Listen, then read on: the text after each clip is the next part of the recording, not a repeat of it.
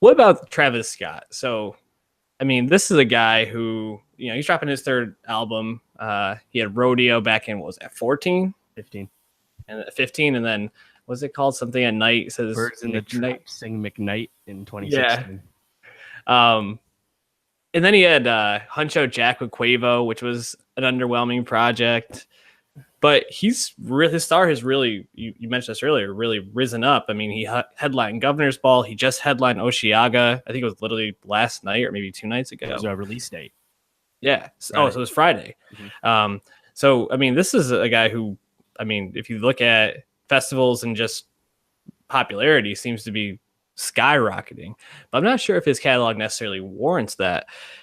You saw him at Governor's Ball. You said Stargazing was an absolute hit and that he brought a ton of energy and the set was crazy. So I was expecting a lot from this album. And Astroworld, first of all, he kind of just dropped the release day out of nowhere. Yep. And then it's an hour long. And I was like, oh, here we go. It's either going to be a lot of good, a lot of bad.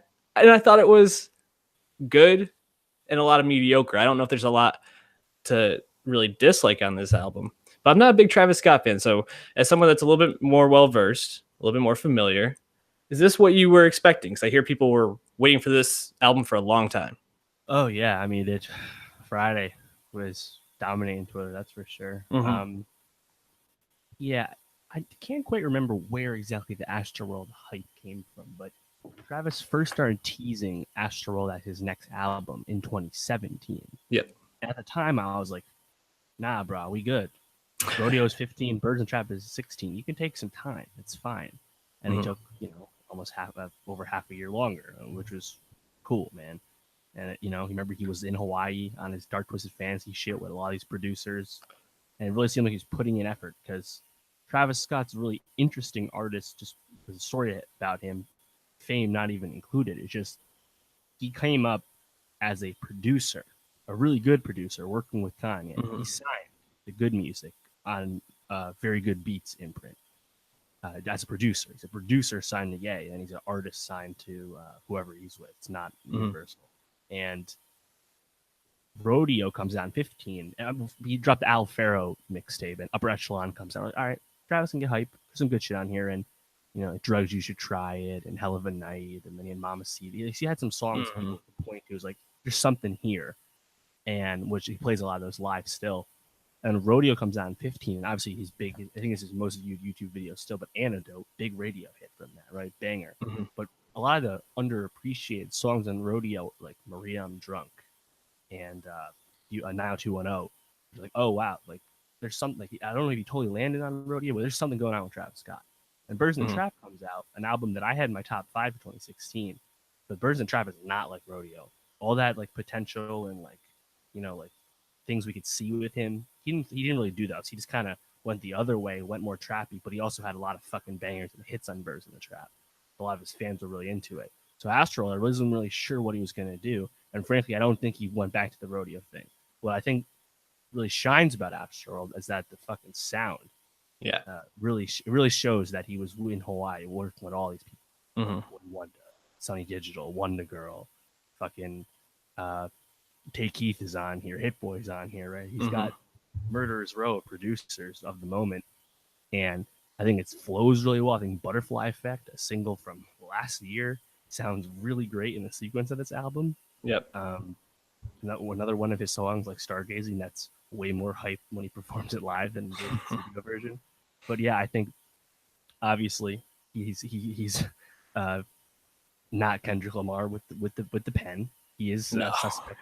Some clunkers like Sip the Remy, Keep It Papoose or whatever. Or I tell her BYOB, that mean bring your own booze. Bro, yeah. Literally none of your fans need that explained to you. I think the vibe is what people wanted, and I think there's a lot of hits on here. But there's filler, don't get me wrong. Yeah, there's definitely filler to it, but sicko mode with Drake, I think people are going to point to. I think that song is hot. Dude. That production is ridiculous. There's 3 beat flips, 4 producers on it, but I think it's the middle part, which I think is Hit Boy, fuck, like you just listen now with great headphones. That's a master class of production. That's before you first had the Drake and Travis killed it. Yeah, and having that right following Carousel, which Frank Ocean like semi-rapping, semi-singing on that, which I also think is a hot song. And then later on, you have Stop Trying to Be God, which I think actually is a really great song. With if you have some really good headphones on, you can hear a lot of little things in the production of that. And then a song like Skeletons, he has freaking Kevin Parker from Tame Impala making a beat for him on this with The Weeknd and Pharrell. Correct. On this track. Crazy. Like he's, you talk about like Mac Miller's album and how he has a sound, but it's kind of a small record. Does he have any features on it? I think it's just him, right? I think so. I think it's just cat on an instrument. Right.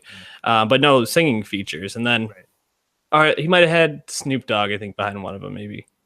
I don't know. Nothing credited. Okay. And then you come to this and you have all these collaborations and all these different influences, all these producers, all these musicians.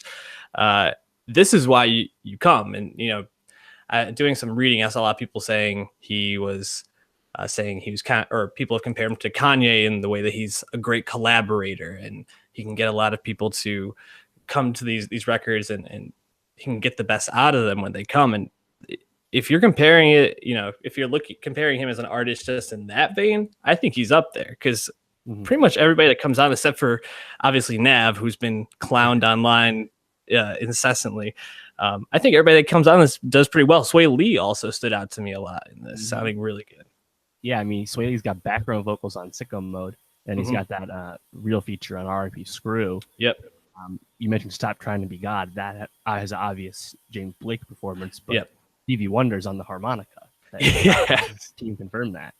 And 21 Savage, I thought actually had a really good verse on NC-17. There's a really cool line about not being signed to Ye, and then the Babyface line. 21, bringing it. That was not a phoned-in verse. Good job. No bystanders. You got Check West and Juice WRLD on there, and of course the whole thing was executive produced by Mike Dean, who is like Travis Scott from Houston, someone who reps Houston. And I mean, there's a Goody Mob interpolation on here, so I think Travis's Houston influence, something he openly reps, is also present on this. So yeah, I think it definitely landed. It definitely hit. Definitely. It's just to talk about 21 real quick. I was thinking about him this weekend because he's had a couple of features this year, and I can't recall the songs off my head, but I feel like every time I hear him come in, I'm like, oh, 21 just killed that. And I feel like he's starting to be almost like 2 Chainz in a way, where 2 Chainz will come on a track and just drop like a heater, and then he's gone. You're like, holy shit, he just killed that. I like that comparison, actually. That's great. And it's funny because first in the trap, 21 was featured on Outside. And that was really the first feature I really liked from 21. When he first came up, I was like, I don't know about this dude, but he got way better, obviously. And yeah, he's on quite the run. So, and obviously there's a song with Takeoff and Quavo on here too, which I think is pretty solid as well. So, and then Astro Thunder, great vibe song, also happens to have John Mayer and Thundercat make the song. And then towards the end, Houston Fornication, I liked. There's some solid lines about his relationship with Kylie on here.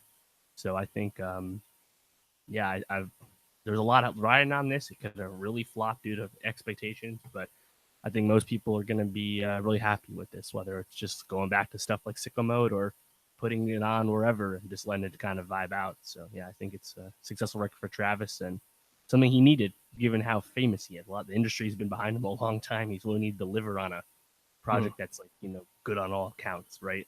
Absolutely. So I think it's a good record that we'll be going back to, no doubt. Yeah, and we added what song do we add on there? Sicko Mode or no, we added, Stargazing, obviously. Yeah, so check that out. You can go to our Twitter and click through the links there, and there's our Nowstalgia Best of 2018 Spotify playlist. Give it a listen.